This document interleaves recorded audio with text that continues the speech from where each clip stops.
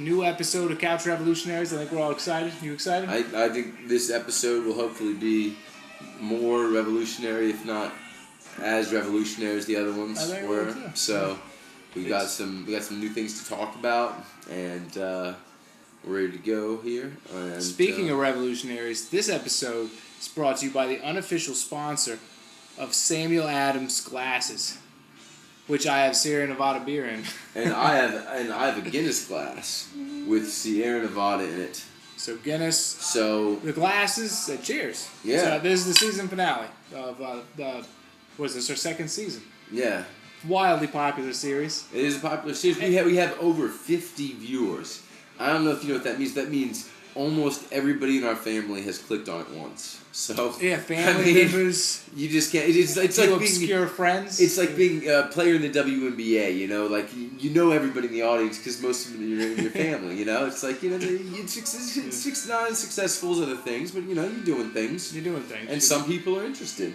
You know, so that's good. Well, I wouldn't say a loyal following, but a sporadic, minute following. Well, maybe a loyal but small following. We don't know our fans individually, even though we could, because we could call them all in one day if we knew. Well, we don't know who exactly they are. We don't know their numbers. Yeah. But anyway, one of the things we thought that we would do that would be interesting would be to look at lists of things. If you saw our pilot episode that launched us into vast and unprecedented obscurity, you will know we looked up the richest food. You can look at it. It's on our channel. Go to our channel. Subscribe to it. You know, if you enjoy it, you can hide your subscriptions if you don't want people to know. Because you don't want to be associated with what we say, or you might lose your job because you don't have the freedom of speech anymore. You know, so that sucks. You know, I really like the freedom of speech. It's a good freedom. Yeah. You know, and I just think we should have it. Well, and you shouldn't get fired if you use it. You know, the freedom of speech. Yeah, the freedom of speech now is like Christianity and Constantinian Rome. Well, they treat the Bill of Rights like it's the Bill of Privileges. Because they can take it away from you. Make it shorter every year. You know, it's unalienable. And everyone just puts up with it. And it's sacrosanct. That means you can't fuck with it. You know, what about that? Don't they understand? And let's not forget what plunged our country into decline. The false flag. I don't know what to call it, but the bullshit. The military-industrial complex. Yeah. Wanting to get rid of all their shit that was about to go obsolete, so we need to get these planes and tanks onto some fucking battlefield. We don't fucking care. It's like Nicolas Cage in that movie Lord of War. Peace is bad for business. Whoa, it's doing some strobe light effects. Do you think that recorded on that? Probably we not. have no way of knowing. Yeah, they're just going to think, what the fuck's wrong with them? We just see anything. No, fucking stupid. We probably just triggered so many keywords and like the terrorists. Yeah, so now the CIA is watching this. Yeah, so they'll get a laugh out of this. Yeah, they're not CIA. Because, I've read your declassified documents that you want people to know. And I'm scared shitless. How many drugs did you sell to inner cities so they can fight and kill themselves over the day? Maybe just crack. Nothing Crack and that was going to help the community. Nothing that's going to... Just to make sure they never revolt, right? Exactly. God forbid April 26, 1992 happens again, right? Oh, yeah. April 26, 1992 will commence again. If you take away our First Amendment rights.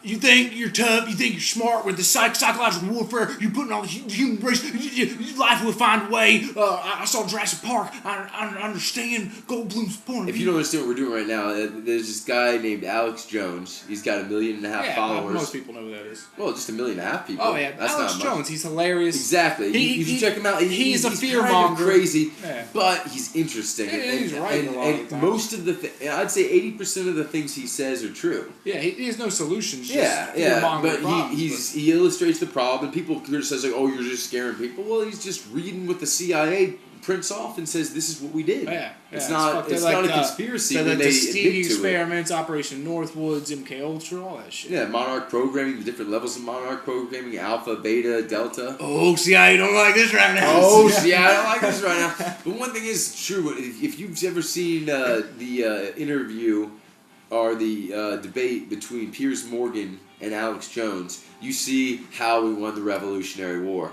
Because every time he thinks... It was like a microcosm. Yeah, because every time he thinks he's got Alex Jones in a corner, and he's going to use his home field advantage, the fact that he knows the questions ahead of time, he's rehearsed everything, Alex Jones just completely switches the topic, and he beats him there. He's like, I'm not going to fight you with your own little ambush. I'm going to get out of here, and I'm going to fight, you with this information. When he tries to say that, look at all the people that have died of guns in America in the last year, which is a little over 11,000.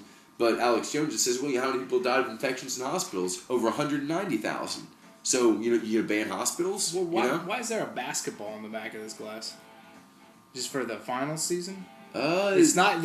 All they have is Boston Lager on the front. Maybe the Celtics are really popular, so maybe that's it. But do you think they put a Celtics? It's just a basketball. I know. I don't know. Look at it. It's just a basketball. People in Boston like the Celtics. It's not going to sell less. So this one, does this have the laser cut? This one does not have the laser cut in the bottom. Does it mean it was handcrafted? No, it means it doesn't have a laser cut in the bottom to make the bubbles come up. Well, son of a bitch. Yeah. They say Miller High Life is the champagne of beers. Then what is the beer of champagne? That's Brut. Oh yeah, or that's Steel Reserve. Or the. All right, so High Life is the champagne of beer. Yeah, Brut is the beer of champagne. Yeah, the beer of champagnes. That's a good marketing command. Okay, now we're gonna look up a list of the best 100 movies of all time according to something. According to Google. All right, we're gonna. So you're gonna like this because we're gonna critique whether or not we think we have the same. Deserve we're looking up on the computer that we're recording this on, so now we can't see ourselves. But so we'll be less subconscious. Top movies of all time. So that's why we're looking into you like you have the answers. All right, here's the list. Number 1. Oh, these are just movies frequented on the wall. I don't think this is in order. No. Okay, here's the top IMDb top 250 movies. Okay, let's see. Should we start at 250 and work our way? Okay, let's see. No, we'll do number 1, Shawshank Redemption. Great movie. But I don't think the best movie ever, but very, very good. But they have pretty good. And then The Godfather and The Godfather Part 2. I bet The Godfather Part 3 isn't even on the list, which it doesn't deserve. Yeah, that makes sense that it wouldn't be. Pulp Fiction, great movie. Yeah. Okay. Dark Knight. The Good, the Bad, and the Ugly. High Plains Drifter is way better than The Good, the Bad, yeah, and the Ugly. High Plains Drifter is a much better Clint Eastwood and it's probably movie. not even on the list. Well, The Good, the Bad, and the Ugly isn't that good. No, it's because it's too controversial because the hero is a rapist drunk. Well, yeah. That's why it's good. That's why they don't put it on the list. Because that's the fucking kind of what a High Plains Drifter was. I'm not disagreeing with you. I'm saying that's why it's not on the list. Yeah. Not because it's not good. Because they didn't have the balls to put on the list. Exactly, it's bullshit. The Dark Knight. Okay, Schindler's List. Well, no, what was 12 Angry Men? The 8th best movie of all time. Schindler's List sucks. That's garbage. 12 Angry Men. I've seen that. It maybe belongs in the top. Not that I want to diminish the Hollywood, but it just wasn't that great of a movie. Yeah, it was over exaggerated and about the one good. And Liam Neeson is. Well, 12 Angry Men is a jury movie with Jimmy Stewart. It's a good old movie. But it's not number 7. We gotta make sure we make it right. Okay, what else do we have here? The Lord of the Rings, Return of the King. Fellowship's better than the Return. Yeah, Fellowship is way better than Return of the King. Well, this list sucks. IMDb Who's sucks. this according to? IMDb. What does that stand for? International Movie Database. Okay, well, let's just critique this. This is so Inception 14. Yeah, I can't even look at this. Inception's better than Goodfellas and Star Wars, according to this list. This list is garbage. I'm not even looking at this. This is a disgrace. 7 Samurai. Do you think Inception is better than Goodfellas? You got your fucking City of God was good. 21. City of God's way better than Schindler's List, in my opinion. I understand it was, we all have to bow down to the Holocaust because the Jews run Hollywood, but it's not that great of a movie. And the New York Times and the World Bank. Yeah. But let's feel sorry for them, even though they're on top. Yeah, let's feel sorry. Bullshit. Yeah. Forrest Gump is better than Schindler's List. The Matrix is better than Schindler's List. City of God's better than Schindler's List. 7 wasn't even that good of a movie. Oh, according to this, Inception is better than Silence of the Lambs. You see this? Inception is a piece of dog shit. Inception is dog shit. We have an episode Joseph Gordon-Levitt is a little bitch. Yeah. Nothing more needs to be said. He can't act. He has no guts. He has no He's courage. He's a little bitch, and anyone can kick his ass. I don't even know why I hate him. I don't even know him that well. I don't know why he kicks his ass, because he always plays a tough guy, and there's not a man I know that couldn't kick his ass. Every man I know can kick Joseph Gordon-Levitt's ass. He's a scrawny little bitch. And he would get his ass kicked by anyone I know. Okay, let's go to another list. The Usual This list is Suspects trash. is all right. This list is trash. I can't even look at get this. Out of here. They've been wrong like 10 times. This is in the top IMDB 20. top 250. Unbelievable. Yeah. A shame. Oh, piece of shit list. Oh, it's disgusting. All right. Oh. That was.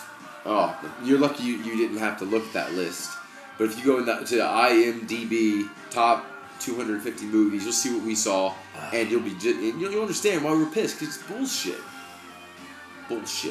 Anybody that thinks Inception is better than Goodfellas is brain fucking dead. I feel like we went a little too hard on this. Dude, that movie sucks. Liam Neeson is a little bitch. Okay, you know why he's a little bitch? Because he got his ass kicked by Darth Maul. Okay, and he couldn't stop. Anakin from going to the dark side. He couldn't even save all the Jews. And the Jedi way was to bargain with slave-owning mosquitoes. So he allowed his mother to stay bound in slavery. Yeah. Kill that mosquito flying pig. Qui-Gon was a little bitch. Yeah. How's communing with him going to help you? What did he tell you when you commune with him, Obi-Wan, for 18 years? Lie to Luke? Yeah, that'll fucking make things work out. You're going to risk the one's life in a goddamn high-tech chariot race. When you can just take him. Just cut his throat and say his mom and him's coming with us. I'm a fucking Jedi. You're a mosquito pig who defies the laws on a planet that's run by Jabba the Hutt. You think he's going to give a fuck about you? Come on. The Jedi way isn't to kill a slave owner? Yeah. That's the Jedi way. If his metachlorian count is that high, fuck Jedis. Even though the McChlorian count is some Scientology bastardization. Well, no. It was, people say that, but think about even the original films. Why is the Force so strong with Luke? It's not that he has this great past, it's bloodlines. Even in the original movies, he's the son of the devil. Right. That's kind of his role, and he is Jesus Christ. No, the devil's the emperor. Well, it depends on if you consider. But he is the fallen angel. Yeah. So what's the emperor if he's okay? Well then what's okay? So the emperor is Satan, and Darth Vader is Hitler. Is that? Or the emperor's just because evil. he's not because Darth Vader's not cowardly or stupid. He's just wrong. But the devil's just personified evil. That's why it's just evil with a D on it. And if you're ruthless and what you want to do is wrong, it's going to be called evil. And God is just a personification of good. That's why it's just good with an O missing. It's pretty self-explanatory. Just like in the movie The Rock, Stanley Goodspeed, like Godspeed. And what was John Connery's name? Mason. Mason, yeah. And it was the smartest character that who was in prison and forced to be held in secrecy because for unfair reasons. Because the people couldn't handle the truths he had to expose. I mean, it's ripe with symbolism. It's a great movie though. A lot of people make fun of Nicolas Cage. The Rock. It was a shameless action flick. No, The Rock is a pretty good movie. No, it was my favorite movie when I was in the 5th grade. It's still fun to watch, and it still has good dialogue. And it was Nicolas Cage at his best. He's got both guns now. That's funny. That's what would happen if a scientist tries to go up against a spy. And it had a great villain. That villain was just because you have to have a righteous Ed Harris. Evil. Yeah, I related to him. Yeah, well, because the villain can't think he's evil. He has to have a rationalization. Because what the government did to the families of their soldiers was wrong. They told him lies, so they didn't have to pay them. So he had a rationalization, even though what he was doing was inherently evil. He had a rationalization. The reason he was doing it was good. Yeah. So it made you understand. He believed in what he was doing was right. That's what makes a good villain. And then it made you really like him when you realized that he was never going to kill innocent people. Mm-hmm. But he believed with all his heart, I'm willing to die to get these soldiers' families paid for what you did to them. It's a great villain. That's a good villain. He's a complicated villain. You can empathize with, And I mean, it is the kind of character that makes you hate yourself because you like Alex in Clockwork Orange. And you're like, why do I like this guy? Who's the hero and who's the villain is subjective. I know, it is. In every movie. It should be. And in most movies, they try to use music to try to control your thoughts. Just leave it up to interpretation, and people will like it so much more. That's what Kubrick did so brilliantly. I'm just going to play Beethoven.